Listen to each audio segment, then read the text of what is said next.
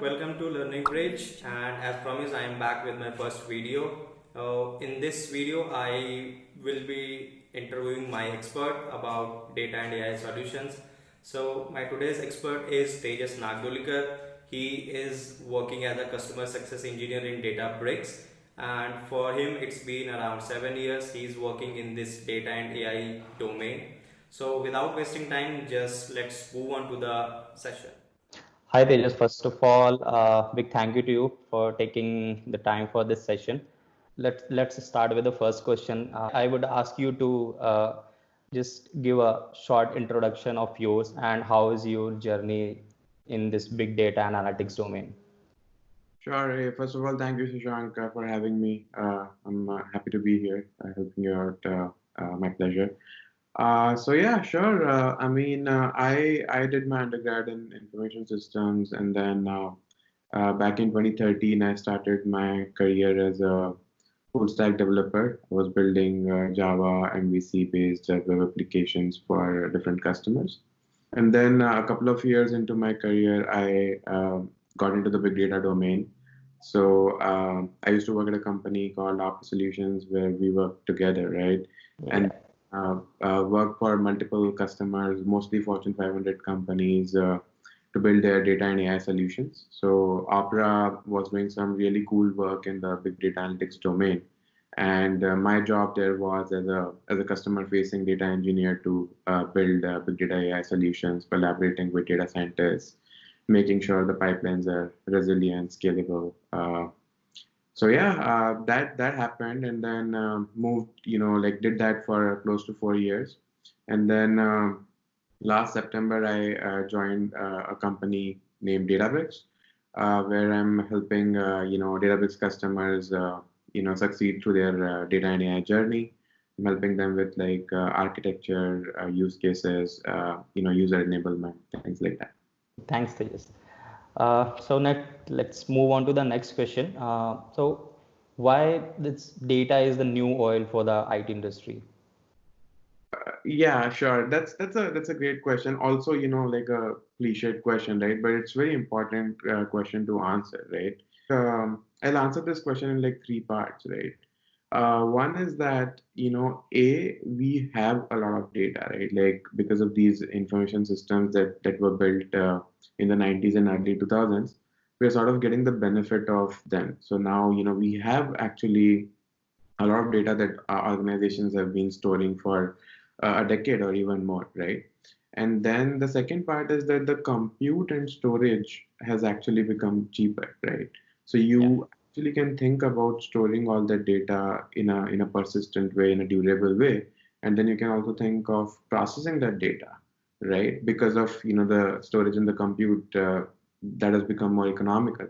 And the third thing is that what to do with that data, right? So like there were silos that existed in the industry, right? Like we had these amazing statistical algorithms that were developed in the 80s, and no one knew what to do with them because we could not practically use them in our applications. But now with like storage, compute, and the technological advancements, and with all this massive data that we have, we can actually use these algorithms, right? And these algorithms are generating real business insights, like things like how to increase my revenue, how to optimize my cost, how to make sure my customers don't churn. Cool use cases like genomics, like how to cure cancer and things like that, right? So that's why this is like becoming because of combination of like massive data and these amazing AI algorithms that we have. So this combination is sort of leading to a new revolution, and that's why the term data is the new oil, right? So my next question to you is most of the people want to know what is this data-driven architectures? Right. Yeah. So I mean, it's a great question, right? So when we say data-driven architecture, right, like at a high level, you are basically setting yourself for success through making decisions that are driven by data, that are driven by at its core, right? And when you actually go deep into it and look at it at a solution level or at a software level, right? You want to keep data at the center of it, right? So that your data silos don't exist, and this central architecture that you have sort of becomes the, the North Star for guiding your different projects. So when you're building your solutions with data at the core of it, when you're thinking in terms of data, that's basically data-driven architecture. Okay. Okay, so let's move on to the next question. So we know like how like cloud is basically aggressively overtaking the entire industry, right? So my next question to you is, what is cloud-based data and AI solutions? Right. So again, a very good question. It's important, to know the differences, right? So, cloud itself has evolved, right? Like, I know, AWS came with this great concept in mid 2000s, right? And since then, it has basically changed the industry, right? So, Yeah. you have to look at it as at like three layers, right? If you look at any solution architecture, right? If you're building a data solution, even a software solution, right? So you look at it in like three different layers, right? First is the infrastructure, right? Yeah. Basically comes down to your bare metal machines, right? Like your storage, your compute, right? Then on the top of that is your processing engine, your platform, the core piece that actually runs your stuff, runs your software on the top of these machines, right? Yeah. And then the top layer is, the software, where users can actually interact with the underlying platform, the underlying infrastructure, right? So it's like three layers.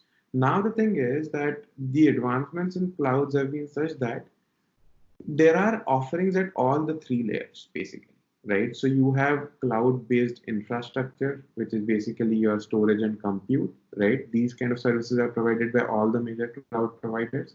Yeah. Then there are like these amazing cloud native, cloud-based platforms that are like specifically designed and optimized to run on cloud-based infrastructure, right? Like, so that is there, right? That is like the key to, like making things faster, making things, smoother, scalable, right? So that's the platform side of it. And then, coming to the software side of it, like the layer where actually users interact with platform and infrastructure. Now, if your solution is using cloud-based services at all these three layers, then it's truly a cloud-based solution.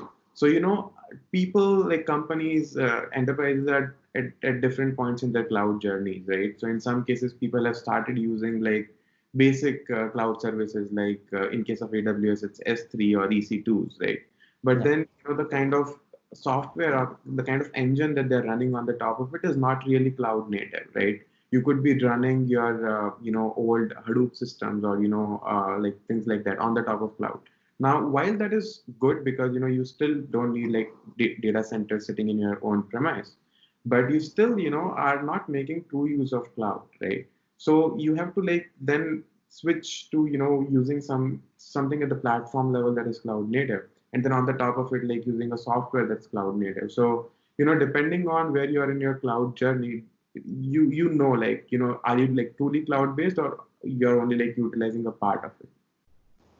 Okay, so next question to you, Tejas, is what are the different personas of data and AI solutions? Right, right. So that's again like a very important question to answer, right? Because there is a lot of buzzword around getting into like big data. It's a cool domain to enter in, but then people don't know where to start, right? Like Yeah. what all personas are involved. So that's a great question, right? So um, there are like four or five major personas that are involved, right? So first is that you have all this data, right? You're sitting in your storage, right? And it's coming from different sources, right? Some of your data could be like coming from marketing, some of your data can be coming from like your manufacturing team, it could be like consumer data, it could be coming from your systems like ERP systems, all of that, right? So and then that data is sitting in silos, it basically of like limited use or no use, right? Now someone has to basically streamline this data, bring into a common system, able to like ingest data and then start processing that data, work with data quality, work with basically transforming that data and then bringing it into a form where other people can actually start making use of that data, right? Now, this has to be done by an engineer, and this particular persona is called as the data engineer persona. So these are your, people coming from a traditional software background in most cases, A lot of people are also coming from a traditional data warehousing or RDBMS backgrounds who are sort of, like evolving into this data engineering role. Like the whole ETL angle is coming into the picture, right? So these guys are responsible for, data ingestion, ETL, transformation of data, making sure that the data is like, handled in a scalable way. Even if data that is like 2 terabytes right now, which is bound to become like 10 terabytes in a year or two, the data can still be processed seamlessly. These are the people who have like very good idea of like how to build like scalable pipelines, things like that, right? So they are the data engineers, right? Yeah. Now coming on to the people who are trying to run some predictive analytics on the top of this data, right? Because at this point it's all descriptive, right? There are people who want to you know run these statistical algorithms on the top of it, right? Who want to do AI and ML on the top of it, right? Now again, this itself is a big domain, right? It's a huge domain. So you can have people who just want to do some exploratory data science, right? Yeah. This person is called citizen data scientist, right? They make use of this pre-prepared golden data layer that is prepared by data engineers, and then do some sort of data science on it, like run like not very advanced models, but like basic models. These are also the people who also have a very good sense of business logic, what the business needs and everything, right? But this person is citizen data scientist. In a lot of cases, these people have been like advanced analysts in the past, or they also have been like sort of business experts who are trying to expand their career into like data science. So this is the citizen data scientist persona. Then there is this traditional analyst persona, right? Like who want to do like roll ups, drill downs, do like BI sort of use cases on the top of this data, right? These are the people who typically have some idea of SQL, but then they're really good at building dashboards and making use of these dashboards to like then turn them into business insights. So these guys use tools like Tableau and Click and Power BI. So these are the business analysts, right? And then you have two other important personas, right? Like the data scientists, the applied data scientists, who are sort of actually building like big deep learning sort of algorithms, really advanced AI ML algorithms on the top of this data to actually, look at some key insights, look at some patterns and then make analysis on the top of it. And then there are like core ML practitioners who are basically interested in building ML based software. These are typically the guys who have PhDs in computer science or ML related disciplines, or who have like had a heavy exposure to ML, things like that. So yeah, it's a big world, and like 4 to 5 personas come together into building a successful data and AI solution that can actually truly be of use to people and business. Okay. Thanks, Tejas. I mean, this is the really important thing I guess everyone should know because. Okay, so let's move on to the next question. What are the typical use cases that can be accomplished by the data and AI solution? Like use cases are everywhere. Like CEOs want to take data-driven AI-based decisions to track their consumer behavior, right?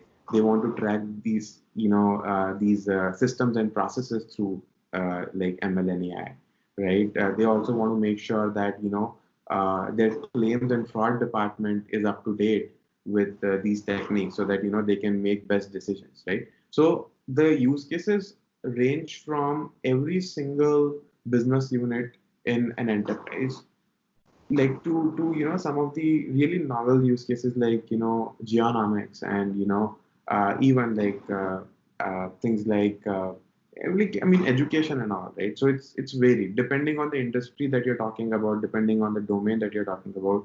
The use cases may vary, but yeah, I mean some of the most business critical use cases are being addressed through AI and ML at this point. Okay, so let's move on to the next question.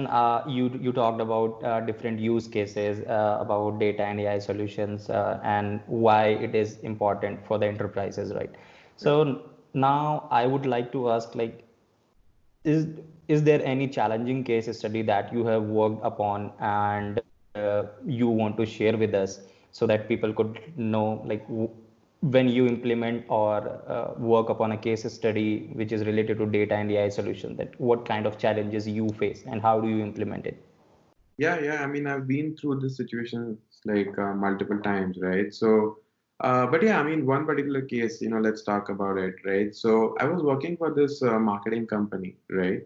And their main business was, running campaigns for their customers, and that's how they used to make money, like by running these different campaigns, providing coupons and all of that, right? Yeah. So, now they had this thing where they've been getting their data from multiple data vendors, and they were using multiple tools to process this data from these data vendors.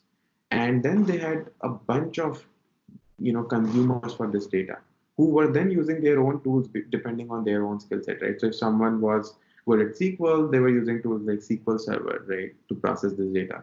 If there were like a bunch of people who were not really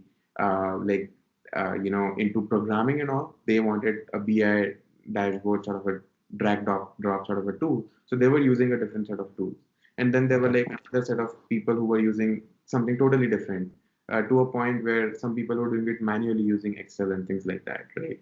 And what this was leading to was that they had to pay a lot of heavy licensing fees because they had to sort of procure all these softwares, right?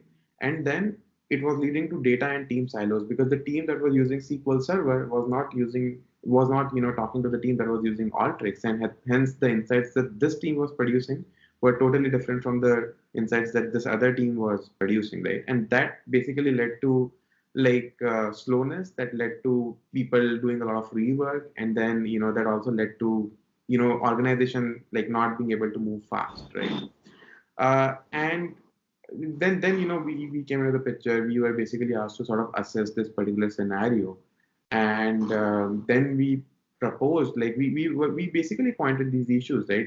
There are like data silos, there are like people silos, and people are not talking to each other. They don't know what tools they're using, and the worst part is that even if they know, these tools cannot talk to each other. I mean, the idea there was like removing these data and team silos, proposing something that was unified enough to make sure that all of these personas can interact through that platform, all of these personas can like derive value through this particular platform, right?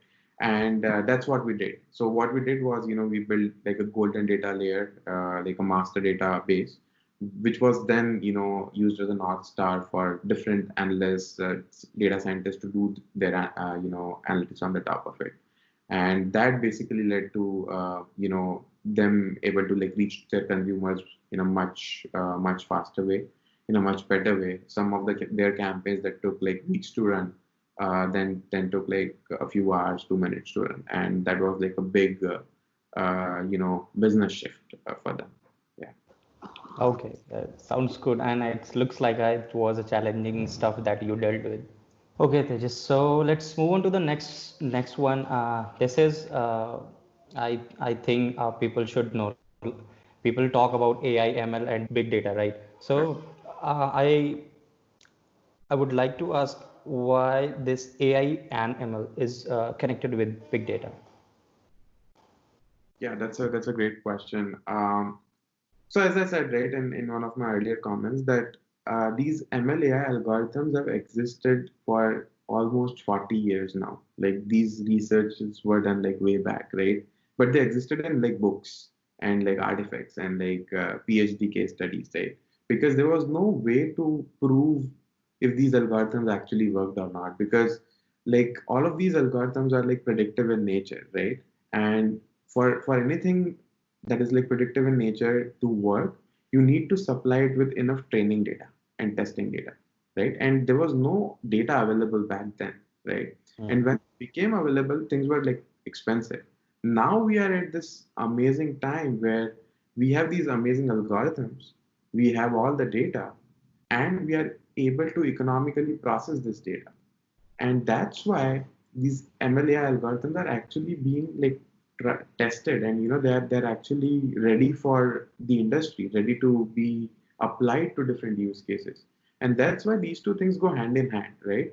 So if you give garbage data to these MLAI algorithms, they are going to produce garbage results that are going to be of like zero use to your business, right? So for example, if you're trying to predict consumer behavior with bad data, your results are going to be bad, and you're going to run like bad campaigns, and it's just going to lead to like a failure in your system, right? That's why you need a very efficient data pipeline, a very solid, scalable data pipeline that can then feed into these advanced AI models, and then you get insights. So like the two have to coexist. One cannot exist without the others. If you just build this awesome pipeline and you're not doing anything with it, your value is limited. If you have bad data and you're running these really cool algorithms on the top of it, you're going to fail. So again, that value is limited. So that's why it's always data plus AI. And then also like the human angle to it, right? Because at the end of the day, humans have to like make final decisions as to what to do. So it's like the three things like humans, data, AI, they have to like coexist. Okay, Tejas. That's a really good point. I mean, people understand AI, ML, big data, but lots of the time they are just misleaded with some conception that why they are just connected with each other. Okay, so Tejas, I think this question is going to be very interesting. Lots of people, obviously, like this big data is just overtaking the entire industry, right? So lots of people who are working as a core software engineers or a developer, they are looking for a future in this big data and different roles and in this big data. Right. So I would like to know, like, how difficult is it for a core application development engineer to move into this big data domain? So it's not difficult. Like like the TLDR is that no, it's not difficult. If you follow the right path, if you go through the right resources, if you take the right courses, listen to the right people, read the right blogs, it's easy, right? It's just that you have to give it some time, right? And then it's very important to uh, see what your existing skill sets are, right? Where do you want to grow? In which direction do you want to grow, right? So, for example, if you want to be closer to the business, right? If you are more concerned about delivering the final business insights uh, to an executive, right? Then you probably want to be at the receiving end of this platform, right? And that's where, profiles like citizen data scientists, business analyst, data analyst comes into the picture, right? Now, if you are like a heavily technical resource and you want to continue doing that, you are interested in doing things like I want to build like a massive data pipeline that scales up to petabyte scale, right? And I want to be able to like produce these amazing, like programs that are like high concurrency, low latency, where even if 500 people, query my data, they're able to do it at the same time, right? And then, there are people who are like, I want to like build the next great predictive algorithm. I want to do like cutting edge data science, right?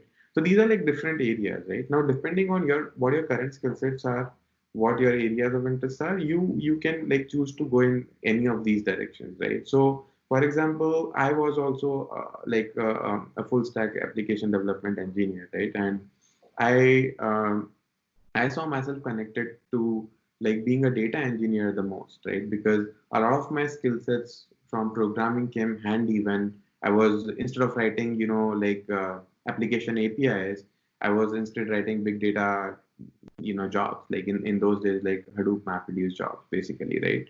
So I found that as like the connecting point, and that's what got me interested.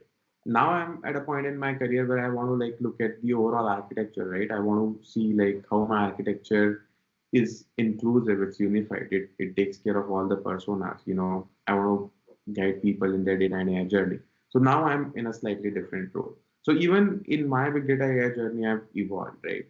Which anyone can do as well, right? So Exactly. as an entry point, I think depending on what your interests are, like there are like multiple entry points, and like for specifically for an application development engineer, it's a relatively easy path, because at the end of the day, you are going to do programming, so you need that problem solving mindset. You need that mindset where you want to like optimize things, where you want to like do things in like it basically comes down to time and space complexity, right? So big or small, all of that, right? So Right. all that exists in the big data engineering world as well. So if you see that as the connection point, it's easy. It's just that, the kind of technologies you'll be working on would be different. For example, if you are like a Scala developer, Python developer, you might, use technologies like Spark to do your, to build your big data pipelines, right? So yeah, I mean, there will be like a learning curve with respect to, getting up to speed with these technologies. For example, if you're building a cloud-based, data platform, then it might require you to be well versed with some of the cloud-based services, right? Some of these cutting-edge technology providers that they have. But yeah, I mean, that's true for anything in the software, like in the core traditional software development world as well. So yeah, I mean, it's not difficult. It's just that you need to do the right things. Cool. And thanks for sharing this one, Tejas. Okay, so as you talked about, like anyone can move into this big data domain, right? So my next question to you is, what are the typical skill sets that a person require to move into this big data domain? Right. So that's a very broad question, right? So as we talked about, there are like these 4 or 5 different personas who sort of come together to build a successful data and AI solution, right? So depending on what persona you want to be, right? Your skill sets will be different, right? So for example, if you want to be a core data engineer, then having a solid grasp over one of the programming languages like Python, Scala, Python or Scala, and like SQL is sort of important, right? Because a lot of these big data processing tools offer APIs in these languages, right? So that's one thing. Having a good understanding of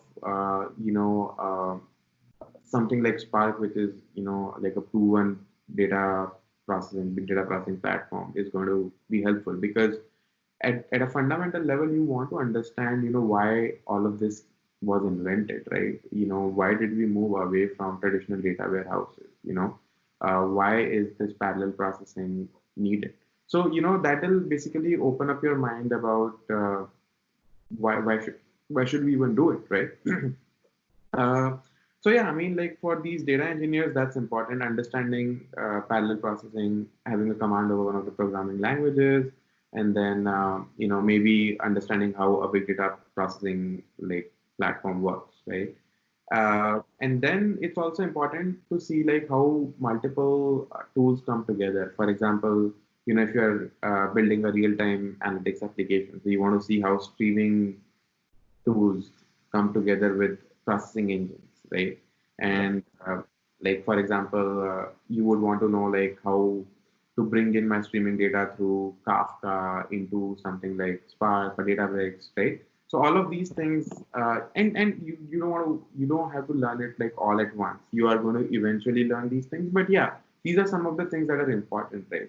And then on the consumption side, you want to know like what's the end consuming layer, right? Like, is it being connected to a BI tool, or is it being connected to a data warehouse, or is it being connected to like a model serving layer where you're trying to like serve your data science model using APIs, right? So that's the data engineering part. Now on the data science part, you want to see like what are the different libraries out there to do like deep learning or like machine learning. That's the regular stuff or the more simpler stuff, right? So and then how these libraries interact with these big data processing platforms, so that I'm not like creating copies of data, or I'm not like introducing bottlenecks. And then at the end of the day, if I've built these models using these amazing libraries like PyTorch or TensorFlow, how to do like ML ops on the top of it, because you want to build your ML projects like their traditional software projects, right? So ML ops is important, right? Model lifecycle is important, and then on the top of it, you have like model serving. So tools like SageMaker or Azure ML, these come into the picture, right? So this is the whole like ML ecosystem and then data engineering ecosystem, and then for analysts, it's like a different set of tools like Tableau or Click or Power BI, the kind of tools that they typically interact with, right? So yeah, I think I won't be able to do justice naming like all the different technologies, but I just want to like identify the broad areas where you can fit in, and like the popular tools and technologies that are available in this whole spectrum. Yeah. Okay, okay, Tejas. So I'll wrap up this session with a question. Means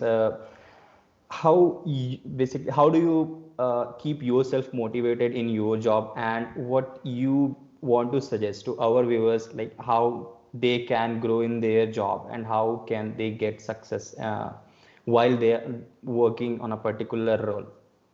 Right. So that's a great question. So I mean, like I'm like fortunate. I've been actually like really fortunate to work with people who are smarter than me, right? And they're like really nice about it, right? So it's basically like the TLDR is that surround yourself with amazing people, and great things will happen, basically, right? So I have kind of stuck to this principle in my life, right? So the first thing is that yeah, get in the company where people are collaborative, where people are motivated, right? And then that sort of motivates you as well, right?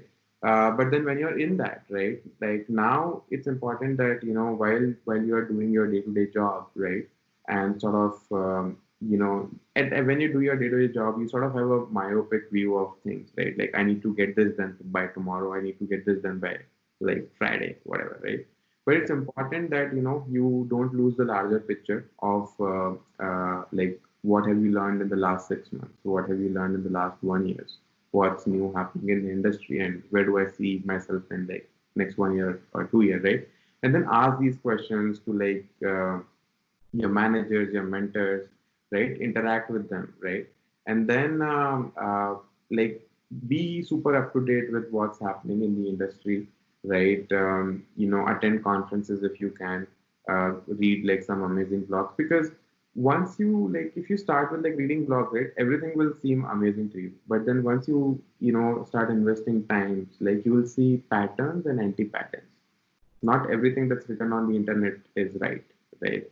So once you like start like deep diving into like these different blogs, listening to talks of industry experts, technology people, right? You'll see that what are the right patterns that the industry is going towards, right? For example, right now the industry is going all open source, it's ML driven, it's cloud driven, right? So these are some of the great patterns that are evolving. And once you start seeing these patterns, you'll know like what are the right things to do. Then you can actually come back to your org and see if your org is doing those right things or not. And then you can not just contribute at a grassroots level, but also at a strategy level, right? At a thought leadership level. So like these two or three different things are super important. So yeah. Yeah, that's a really important point to know, because motivation is a factor which keeps you boosted to just grow in a particular direction. So I think you have shared a lots of good stuff which actually our users want to know, and people just, I think they cannot get this stuff just by googling or something, just watching some YouTube tutorials. That's why I started this platform where like our viewers could interact with the experts directly, and they could get insights like what is actually happening in a particular field. So I think this is a very good session with you, Tejas, and I hope like our viewers will know lots of things from you. Oh, absolutely, Shank. My pleasure. Always great to talk to you. And yeah, I mean, like these like sessions like these are like good at democratizing information and introducing awareness. So yeah, happy to help. So that's it for today's session, guys. I hope you guys have liked this session about data and AI solutions. And if you guys liked it, then please do like, share, and subscribe to my channel. And if you guys want a next session with Tejas, then don't forget to put down your questions in the comment sections. Stay tuned for my next videos, which are going to be very interesting for you guys. And till then, stay safe, stay home.